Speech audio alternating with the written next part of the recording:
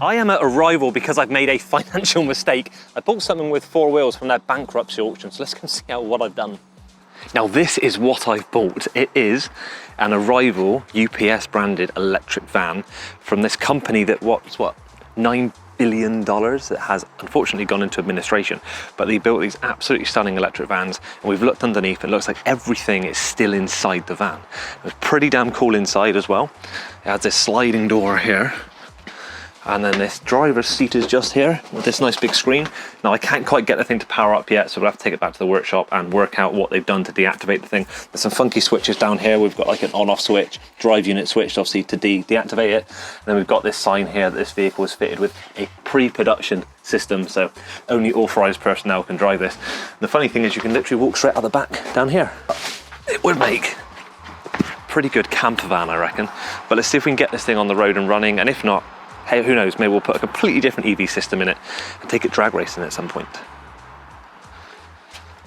Now there is also some other really exciting things hidden in one of the multiple Arrival warehouses, including some pretty cool things like this. Now, I think this is a base pre-production system, KW suspension, inboard suspension, battery pack in the floor, motor in the rear, and then these are the really nice high-end Arrival inverters that they were designing. But this thing here could have been the future of mobility. And Arrival were on a very good track, to be perfectly honest. But I mean, look at this thing, fully autonomous, 6-seater robo-taxi as such. And it had some really cool, I don't know, features. Just the styling is pretty amazing. The inside is actually quite luxurious to some level. You can imagine just ordering a taxi, turning up at your house and just getting in this, just traveling sort of modest luxury to your next destination. Now, I'm not too sure whether, well, how much I trust the robots to drive you anywhere, or maybe the other people on the road might be the issue. I think there's going to be this weird mix where you have robotic vehicles as well as normal crazy drivers, say like myself, on the road, and I think that's going to be a bit of a weird, dangerous time in the future. But once it all goes robotic, then maybe the future transport will be lazy, shall we say, but not particularly interesting. But anyway, let's get the van out through those big doors, which you have to push it because I can't get it to start, and we'll get it loaded onto the low loader very soon. It's like Christmas.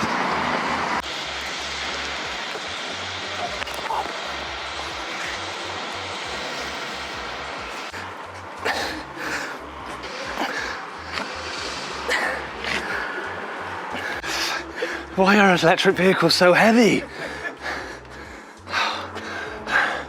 They won't let the truck come in to pick it up, so we've got to push it outside. Luckily it hasn't got steering lock on. We're slowly getting there.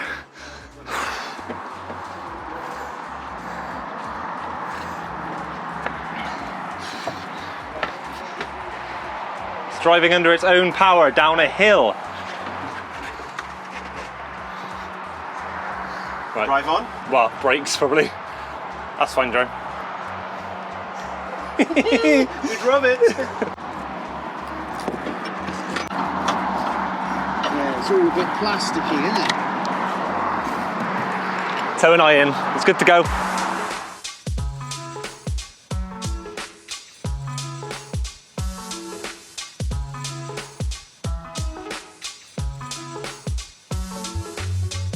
So, I've been told that these did not sell in the auction, and I can buy them £1 each.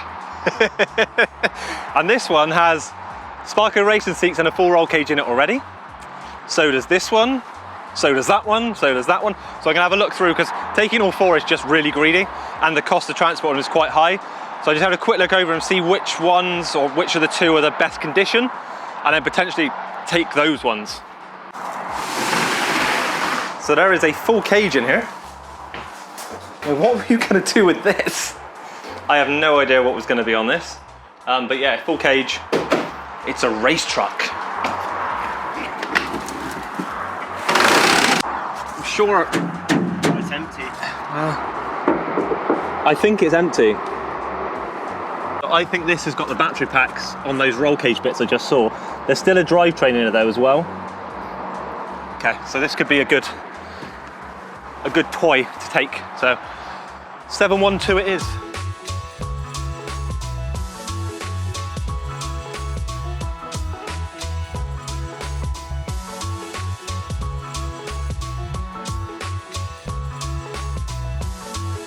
So whilst I'm here at the auctions, I've been offered both of these battery packs, of the ones that are in the van, but these are brand new. They've been used, but this one says like removed, tested, fine. So I think I'm going to buy both of these battery packs so I've got spares just in case something goes wrong in the future.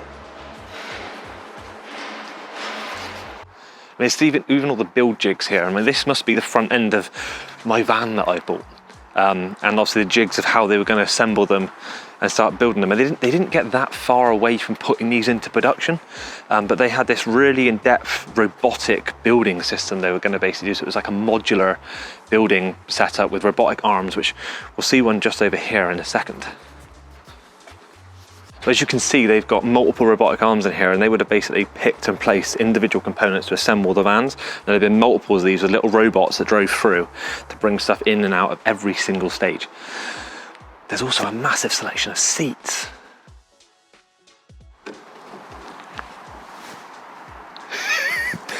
Let's keep looking around and see if we can find anything else that's cool whilst we're here before it all disappears forever.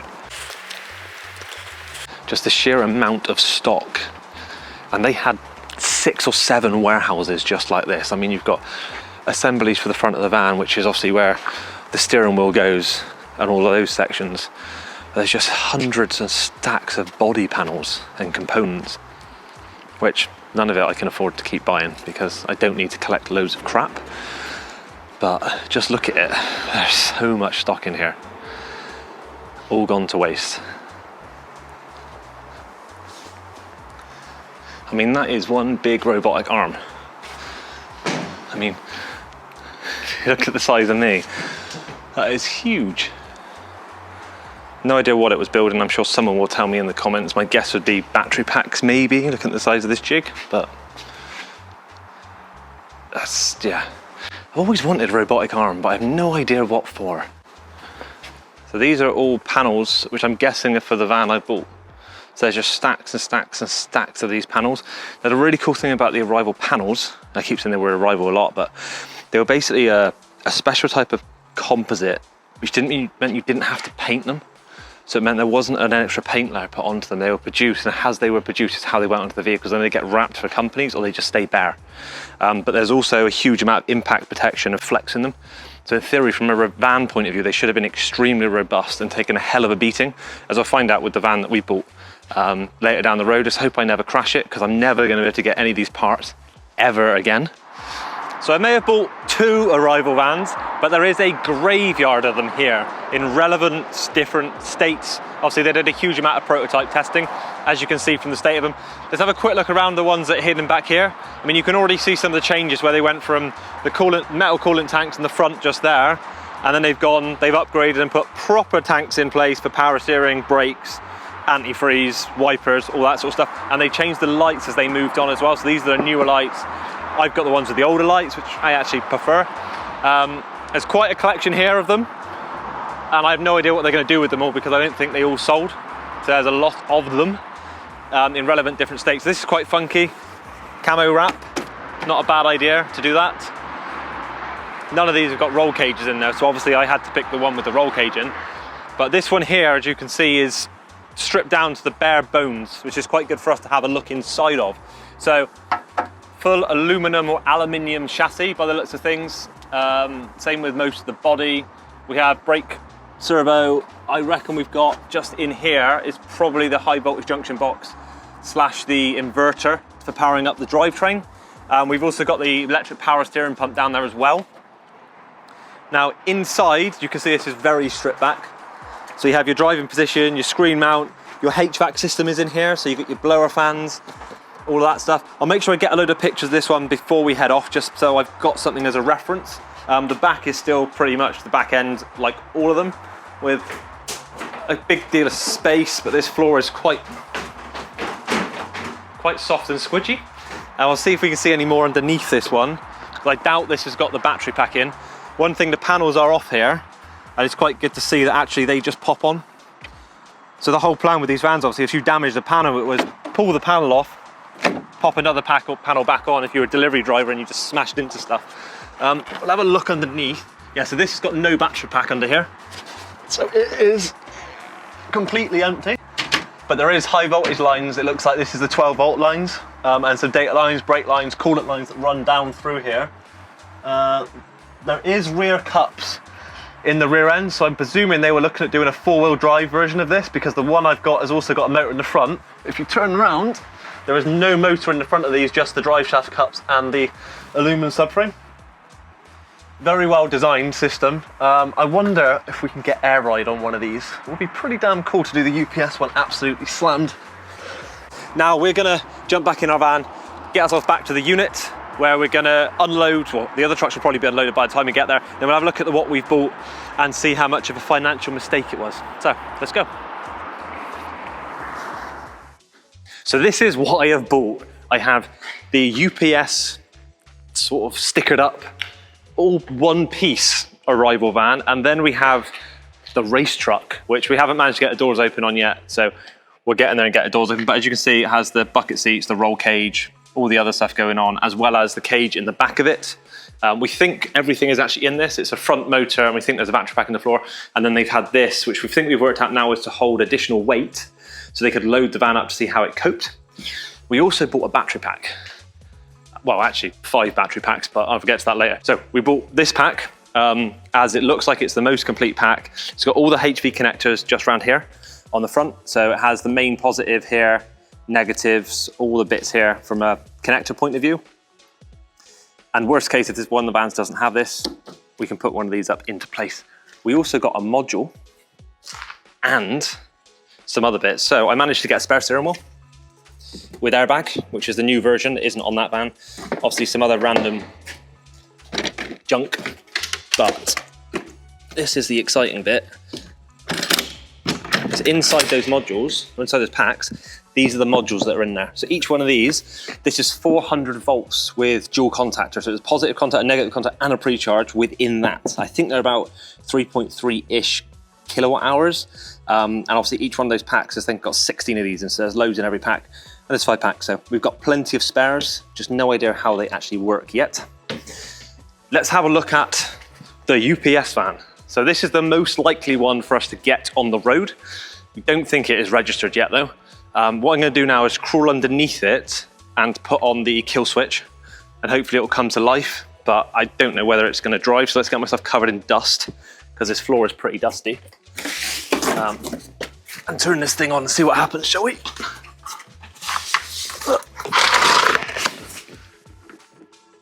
So there's a kill switch here. Oh, there's some noises. So we have flashers.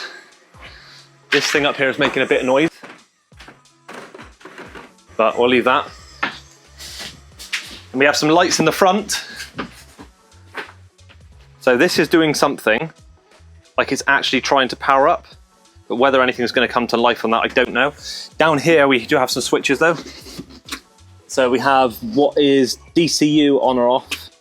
We have obviously a kill switch here to turn on, and then we have an emergency stop, which I'm guessing is for the drive unit, as an emergency just and stuff in case anything went wrong. Obviously I can't turn these off right now, and nothing seems to do anything. So there's a little button here, just in here, but it doesn't do anything right now. Oh, look at that. Where's... Nope. So I have lots of fault codes. No internet connection, no GPS, cargo lamps malfunction. We